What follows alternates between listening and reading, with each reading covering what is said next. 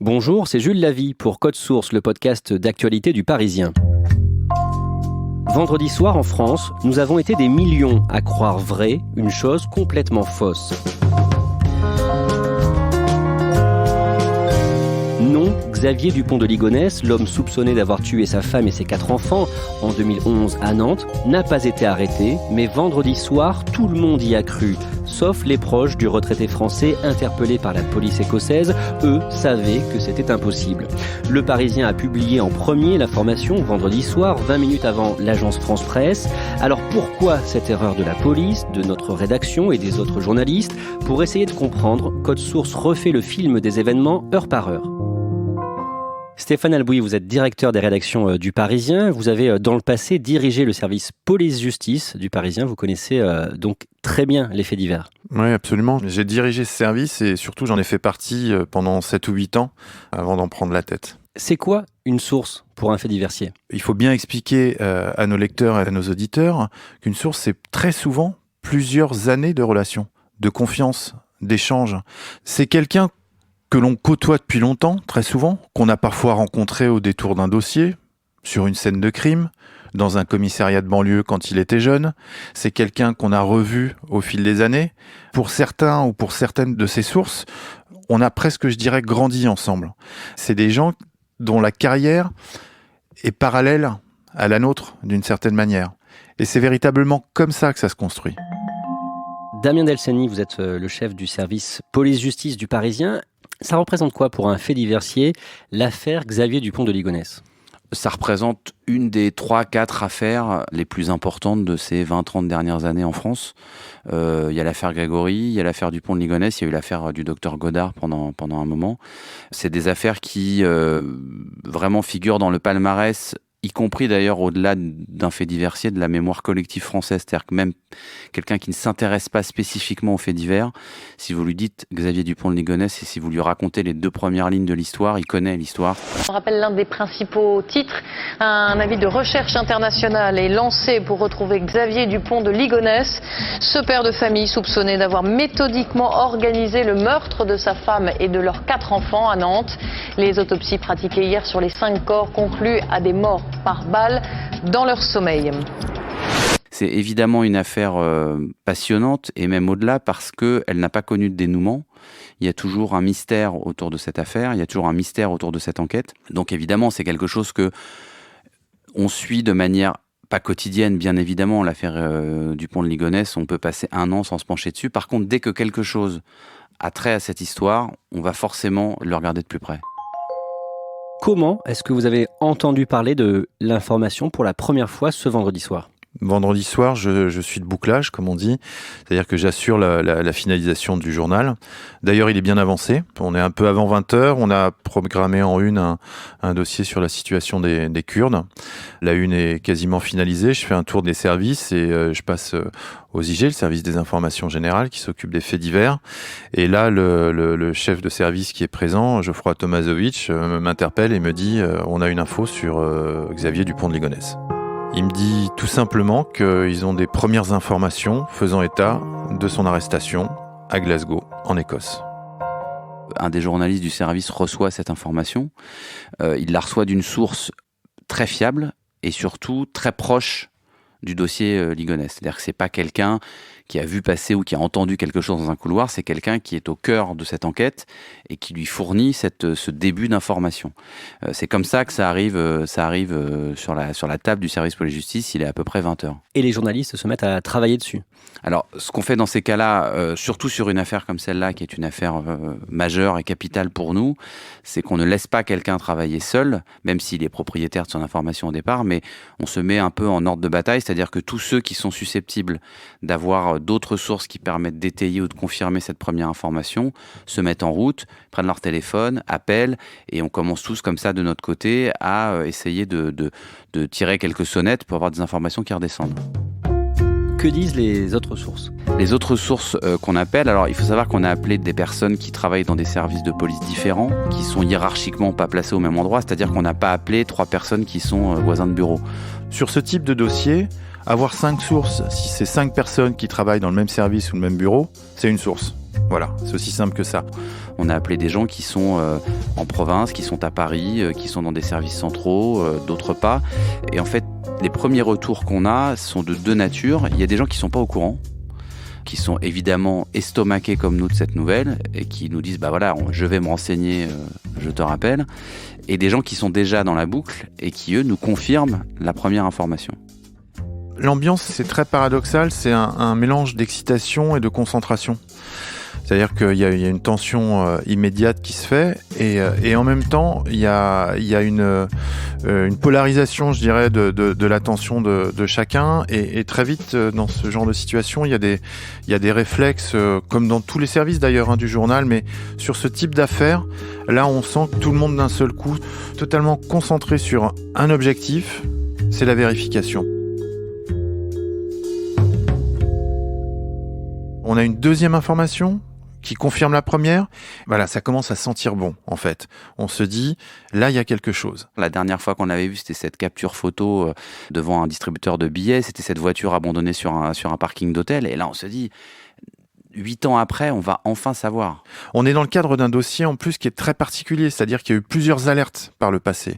Il y a eu plusieurs fois des moments où on y a cru. Mais là, on sent très vite, en l'espace de quelques minutes, qu'on ne se situe pas dans le même cadre que ce qu'on a connu habituellement. Combien de journalistes travaillent dessus ? 3 journalistes qui sont directement en prise avec des sources et 5 journalistes au total qui vont se mettre sur le dossier et qui vont recouper les informations. Que disent les policiers que les journalistes du service police-justice du Parisien ont au téléphone ? Les sources, elles disent des choses pas toujours très détaillées, mais tous en tout cas sont sur une même tonalité qui est une tonalité de certitude. C'est-à-dire, on n'a personne qui nous dit, comme c'est souvent le cas dans ces cas-là, surtout sur des affaires sensibles, qui nous dit, attendez, on est en train de recouper des infos, c'est une rumeur, on est en train de vérifier, etc. Là, on a des gens qui nous disent tous, oui, les informations écossaises sont formelles, c'est lui, il a été arrêté. Eux aussi sont même des professionnels comme eux qui sont policiers, sont aussi dans une forme de surprise parce qu'ils ne s'attendent pas forcément à une nouvelle pareille un vendredi soir. Mais en tout cas, ils sont tous sur une tonalité extrêmement affirmative. On ne parle pas beaucoup au conditionnel à ce moment-là déjà.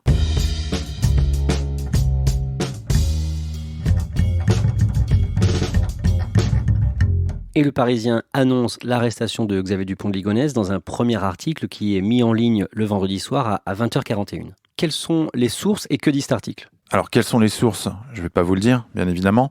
Ce que je peux vous dire, c'est qu'elles sont au nombre de 5, qu'elles sont au plus haut niveau de la hiérarchie policière, qu'elles sont par ailleurs dans des services décentralisés, c'est-à-dire qu'on a des policiers et des sources judiciaires basées à Paris qui nous confirment, mais aussi des enquêteurs terrain, en région. Donc on a une variété de sources, c'est ça qui est très important. Parce que justement, on a eu ces 5 sources différentes qui nous ont validé cette information, on décide effectivement d'alerter, c'est-à-dire de sortir ce qu'on sait à ce moment-là. On sait qu'il a été interpellé à l'aéroport de Glasgow, à la descente d'un vol venant de Paris-Roissy-Charles de Gaulle, et que ces empreintes digitales ont permis de certifier que c'était bien Xavier Dupont de Ligonnès. L'article est mis en ligne et de votre côté, vous travaillez aussi sur la une du lendemain, du samedi matin. Bien sûr. Dans la foulée, on sort toutes les photos du dossier, évidemment. On fait un choix de photos qui nous semble le mieux correspondre. D'ailleurs, le choix n'est pas d'une grande originalité. La plupart des médias utiliseront la même photo. On fait un premier positionnement de tout ça, mais surtout, on continue à travailler parce qu'il y a un premier papier qui est fait, mais on continue à récolter des informations et on continue à conforter tout ce qu'on a depuis le début. C'est-à-dire qu'on ajoute des détails aux détails, on a des confirmations, mais des confirmations qui nous disent par ailleurs, au moment de son arrestation, il est en possession d'un passeport volé. Ce passeport nous renvoie à telle adresse dans les Yvelines, à Limay. On apprend évidemment que des policiers sont en route pour le quartier où habite le suspect interpellé. On envoie nous-mêmes une équipe sur place. C'est-à-dire que le travail se fait en continu. Il ne s'arrête pas au moment de la publication du premier papier. On continue à étayer minute après minute les informations qu'on a depuis le début. 21h04, une dépêche de l'agence France Presse tombe et elle confirme ce qu'avait dit le Parisien. Un peu plus de 20 minutes après notre information, l'AFP, alors je ne sais pas s'ils sont alertés par notre information ou s'ils y travaillaient déjà de leur côté, parce Ça que là, ça arrive aussi. L'AFP sort une dépêche qui là confirme effectivement ce qu'on a écrit, et on l'apprendra par ailleurs plus tard, confirme cette information sur la base de 4 sources à elle. C'est-à-dire qu'ils ont fait le boulot à fond, ils ont vérifié ce qu'on a dit, et ils ont 4 sources différentes qui accréditent ce que l'on a écrit. En même temps, les sources de l'AFP, comme celles du Parisien, disent « les Écossais nous disent ça ». Oui, absolument. Les Écossais nous disent ça, mais ce que l'on sait, c'est que par ailleurs, sur place, il y a des agents de liaison, il y a déjà des policiers dont on nous dit « ils sont en route pour aller là-bas ». Mais il y a une telle certitude dans la voix et dans le ton des interlocuteurs que nous avons ce soir-là, qu'il n'y a pas de part au doute à ce moment-là. Les policiers que les journalistes du Parisien ont au téléphone, à ce moment-là, les sources, elles sont dans quel état d'esprit ? Elles sont, je dirais, résolument optimistes. On sent chez certains d'entre eux peut-être un soulagement. En tout cas, là, c'est ce que me racontent les équipes et les journalistes. C'est-à-dire qu'il y a, pour la première fois, chez des policiers et des sources, des personnalités très aguerries, qui sont toujours très prudentes. Et d'ailleurs, ce soir-là, elles nous donnent la sensation d'être prudentes. Mais il y a le sentiment, ou en tout cas, un ton qui laisse à penser que quelque chose de totalement nouveau dans cette enquête est en train de se passer et qu'il y a eu une forme d'aboutissement. Certains sont là quasiment depuis le début de l'enquête. Et au moment où ils nous parlent de cette arrestation, pour certains, c'est véritablement presque l'objectif d'une vie. Donc, c'est une réalisation extraordinaire. Alors que ce sont des personnes qui sont habituées à avoir une extrême prudence. Ils ont été confrontés à des découvertes de squelettes sur lesquels on a effectué des vérifications pour s'assurer que ça n'était pas le corps de Dupont de Ligonnès. Ils ont eu des centaines de signalements, parfois très précis. Et il y a eu des pistes très sérieuses sur lesquelles ils ont travaillé, mais à aucun moment, ils n'ont communiqué, ou en tout cas ils n'ont parlé ou ils ne se sont livrés de cette manière-là. Et le Parisien a contacté la police locale de Glasgow. Qu'est-ce qu'elle a dit ? La police locale de Glasgow, elle dit pas grand-chose. À ce moment-là, elle dit juste, effectivement, elle nous confirme qu'un Français a bien été interpellé à la descente du vol Paris-Glasgow, qu'il est en garde à vue. Elle dit pas grand-chose d'autre. Elle dit qu'il y a des vérifications qui sont en cours. À ce moment-là, nos confrères des télévisions et des radios sont en édition spéciale et parlent bien sûr de l'arrestation de Xavier Dupont de Ligonnès. Bah évidemment, tout le monde s'est mis en ordre de bataille sur toutes les chaînes possibles. 8 années de cavale et peut-être la fin d'une affaire criminelle hors norme. Cette information concernant l'arrestation du Français Xavier Dupont de Ligonnès, il a été arrêté aujourd'hui à l'aéroport de Glasgow en Écosse. C'est le Parisien et l'AFP qui nous l'apprennent. Pour commencer, évidemment, l'information de cette soirée, l'arrestation de Xavier Dupont de Ligonnès. Et défilent les spécialistes, les personnes qui ont écrit un bouquin sur l'affaire, les spécialistes pour les justices de toutes les chaînes, d'anciens policiers, tous ceux qui ont eu à un moment donné, ou qui ont une compétence ou qui ont à un moment donné connaissance de cette affaire sont convoqués sur les plateaux pour donner leur avis sur ce rebondissement incroyable. Le samedi matin, le Parisien fait sa une avec une photo de Xavier Dupont de Ligonnès, le titre « Arrêté ». Ça nous semblait résumer la situation de la manière la plus claire possible. Dans ces cas-là, une information aussi solide qu'elle nous apparaît au moment de la publication, il faut être très clair, il faut que le message y soit immédiat. On était face à un fugitif dont on ne savait pas quoi penser. Où est-ce qu'il se trouvait? Était-il mort? Donc il est arrêté, ça veut dire qu'il est vivant et ça veut dire qu'on va commencer à avoir des réponses sur un des plus grands mystères des affaires judiciaires françaises. En même temps, dans le corps de l'article, il est bien précisé que des tests ADN devront bien confirmer l'identité de la personne qui a été arrêtée. Absolument, on l'écrit dans le papier, d'ailleurs c'est ce qui nous est dit. Avec les empreintes digitales, là forcément il y a quelque chose, il y a un élément probant, il y a un élément qui est quasiment indiscutable. Mais ils nous disent quand même, il faudra le test ADN pour clouter, d'une certaine manière, c'est les termes qu'ils emploient aussi, pour clouter le dossier. Et à ce moment-là, le procureur de la République est également très prudent. Le soir de la parution des premiers sujets, il dit attention, il y a des vérifications en cours, il faut rester prudent. Il est dans son rôle, c'est le procureur, c'est lui qui détient la parole officielle sur l'enquête judiciaire. Il est minuit, autour de minuit, donc effectivement... mais nous, on a recueilli dans la soirée le témoignage de Maître Goldenstein, qui est un avocat de la partie civile, et qui nous dit, attention, on a déjà eu des alertes, on y a déjà cru, donc restons prudents. On fait état de ces précautions d'usage.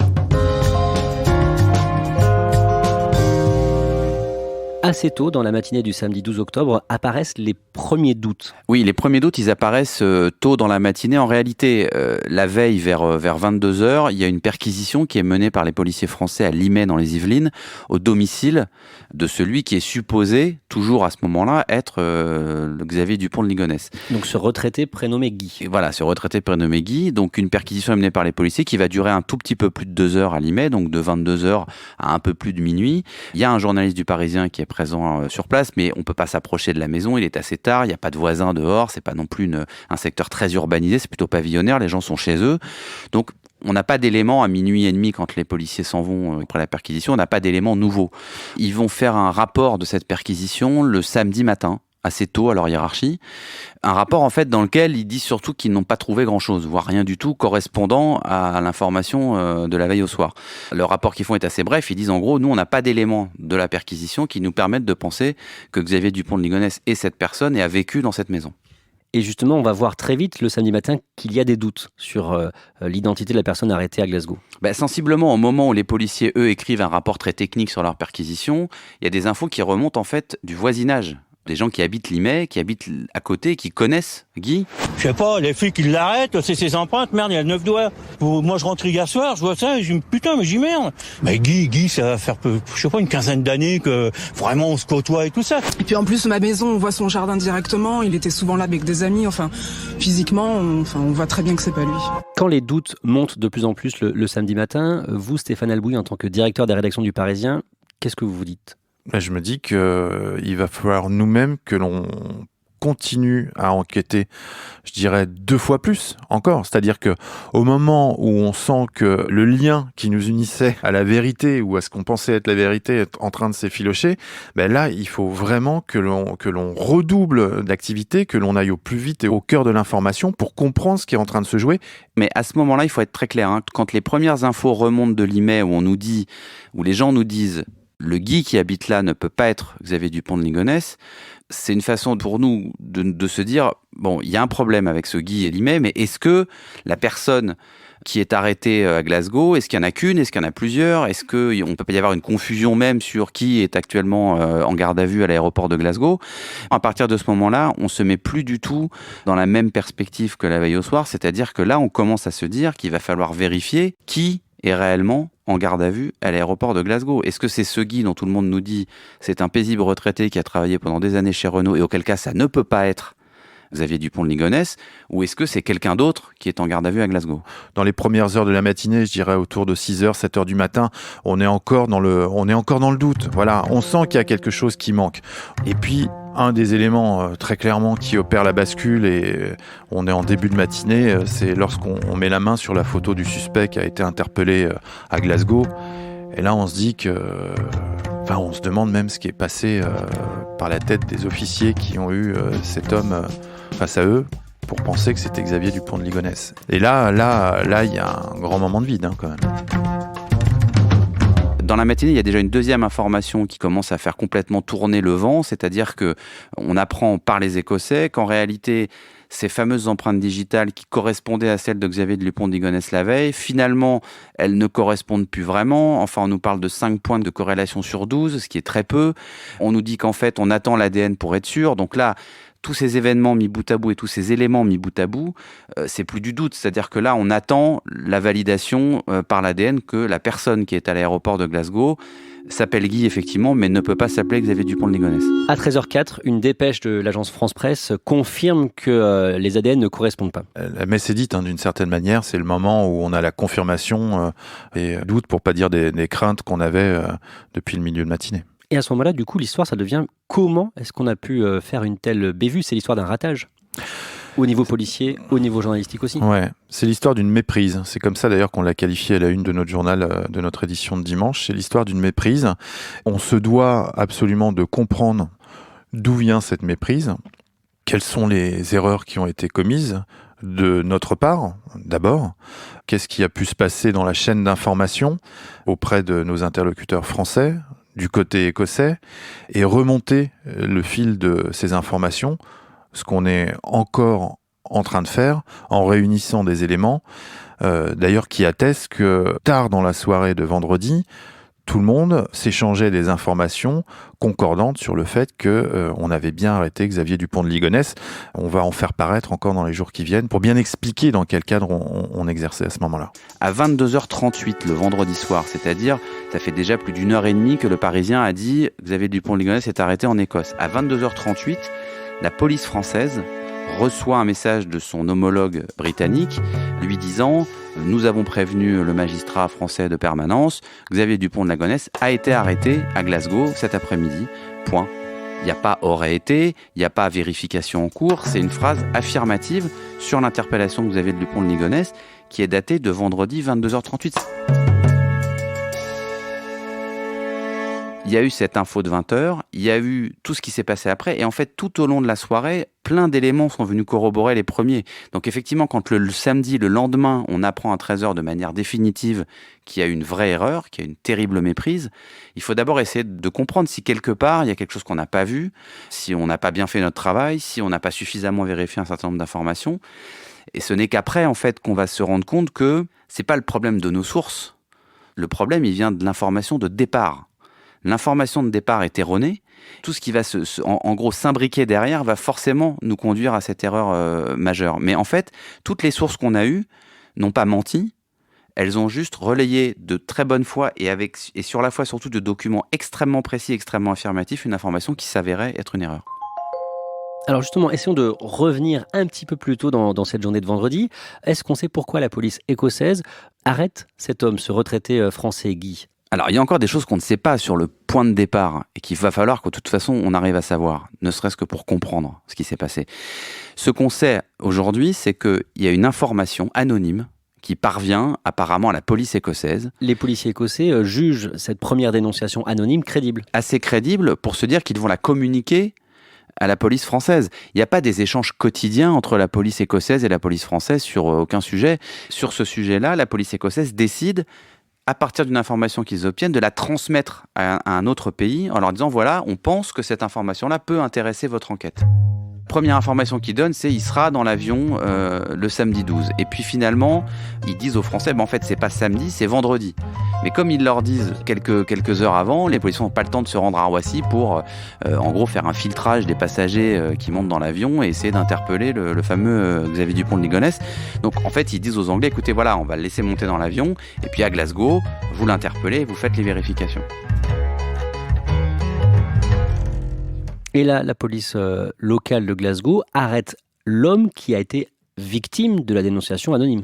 Alors aujourd'hui, il est difficile de dire avec certitude si c'est un homme précisément qui a été visé par la dénonciation ou si c'est un passeport. Alors ça peut paraître idiot ce que je vous dis, mais ce qu'on sait, c'est que Guy, il s'est fait voler son passeport en 2014 à Roissy. Ça maintenant c'est établi. Ça c'est établi. Ça veut dire que son passeport qui lui a été volé, il a peut-être circulé dans d'autres mains depuis. Ce qu'on cherche à savoir encore aujourd'hui, c'est est-ce que cette dénonciation, c'est quelqu'un qui dit aux policiers écossais, voilà, il y a une personne qui voyage avec le passeport au nom de Guy et qui va prendre cet avion, ou est-ce que la personne dit c'est Guy qui est Xavier Dupont de Ligonnès? C'est une toute petite différence et c'est énorme parce que si l'information de base, c'est de viser directement Guy, alors qu'on sait aujourd'hui qu'il n'y a absolument aucune ressemblance, qu'il n'y a aucune corrélation avec Xavier Dupont de Ligonnès, c'est clairement une dénonciation ou totalement fantaisiste ou calomnieuse pour nuire à ce fameux Guy. En revanche, si la dénonciation de départ, elle vise un document, un passeport, parce qu'on a une information que quelqu'un voyage avec le passeport d'un autre, ça c'est tout à fait différent, parce que là ça voudrait dire qu'en fait, les policiers au départ, ils travaillent sur un document qui a été volé et qui pourrait être utilisé par quelqu'un d'autre.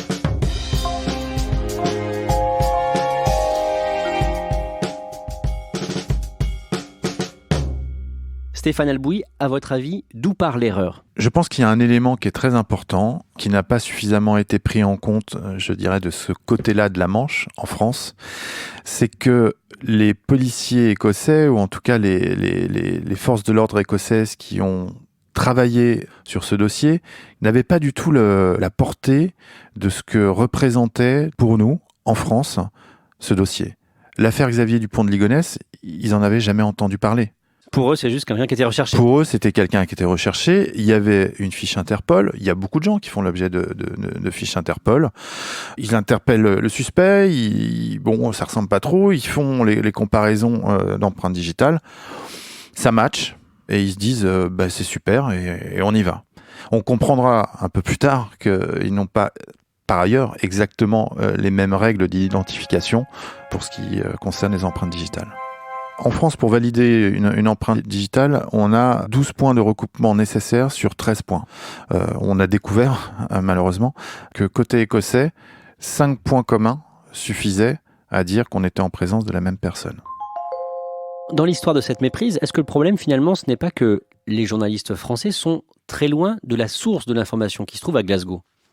C'est un des éléments sur lequel, évidemment, on réfléchit, parce qu'on réfléchit depuis quelques jours à la façon que ce genre d'événement ne se reproduise plus jamais. Effectivement, une des explications possibles, c'est que non seulement on est loin de la source de départ, qui est la source écossaise, mais surtout on la connaît pas, cette source écossaise. Nous, on connaît nos sources françaises, qui nous ont relayé des informations qui, encore une fois, je le répète, étaient à l'instant où elles nous les ont relayées, des informations qui étaient exactes. C'était pas des rumeurs, c'était pas des mensonges, c'était des informations qui leur provenaient de manière affirmative, totalement définitive.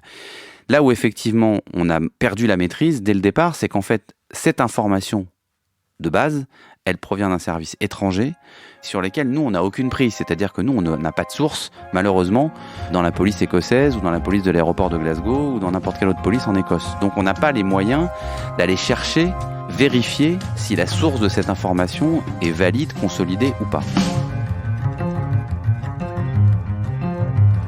Dimanche, le 13 octobre, vous publiez un édito intitulé « Excuses ». Vous présentez vos excuses aux lecteurs du Parisien ? Bien sûr, bien sûr. Alors, je présente, puisque je suis le directeur de la rédaction et donc c'est moi qui prends la décision de publication et de toute façon, c'est ma responsabilité quand il y a une information qui est publiée. Je présente mes excuses aux lecteurs puisque c'est le contraire de ce qui nous anime au fil de la journée, c'est-à-dire que notre métier, ce qui est vraiment notre moteur, c'est de raconter la vie des gens, de faire état de choses qui se passent réellement, d'enquêter en l'occurrence lorsqu'il s'agit d'affaires criminelles. Et donc là, c'est un contresens par rapport à ce qui est notre vocation et notre métier. Donc il y a une relation de confiance qui est tissée, là aussi on parlait des sources tout à l'heure, mais avec nos lecteurs, avec nos acheteurs, sont aussi nos clients, nos lecteurs. Et un événement comme celui-là, c'est dommageable pour une relation de confiance. Et donc la première des choses, et c'est bien naturel, c'est de s'excuser auprès des gens qui nous font confiance. Et puis aussi de le faire auprès des familles qui sont liées à ce dossier, parce que pour eux aussi, et pour ceux qui restent et qui attendent la vérité, c'est beaucoup d'espoir, et c'est un espoir une nouvelle fois qui s'est envolé. Dernier point, même si on n'y est pour rien, parce que malheureusement il a été interpellé à tort avant qu'on parle de lui, pour la personne qui s'est retrouvée dans cette tourmente. Dans le Parisien de dimanche, il y a un reportage à Nantes. Et ce qui en ressort, c'est que les habitants de Nantes avaient envie de croire à l'arrestation de Xavier Dupont de Ligonnès, envie de croire que cette affaire pourrait se refermer. C'était le cas de tout le monde finalement, policiers, journalistes, on avait tous envie d'y croire. Forcément, on a tous envie d'y croire. C'est une affaire au-delà du côté, je dirais, spectaculaire de ce dossier, et c'est surtout une affaire qui touche une famille qui a été décimée. On connaît tous les visages des enfants, de l'épouse de Xavier Dupont de Ligonnès. Donc il y a forcément une envie de savoir, une envie de comprendre, une envie de justice, tout simplement. Il y avait une envie d'obtenir et d'avoir la vérité sur ce dossier, une envie qui est toujours là.